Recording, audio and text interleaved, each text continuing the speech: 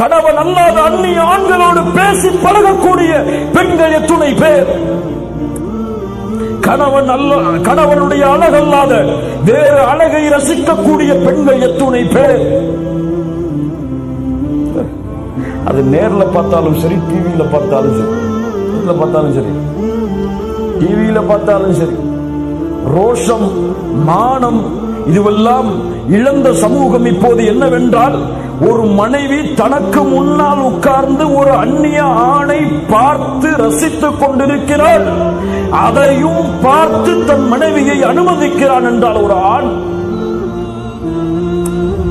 இதை விட என்ன நஷ்டம் இருக்க முடியும் இந்த சமூகத்திற்கு? கணவனுக்கு மாறு செய்வீர்கள். கணவன் அல்லாதவர் மீது உங்களுடைய பார்வை விழுந்தால், உங்களுடைய பேச்சு விழுந்தால், உங்களுடைய உள்ளம் அதில் நோய்பட்டால்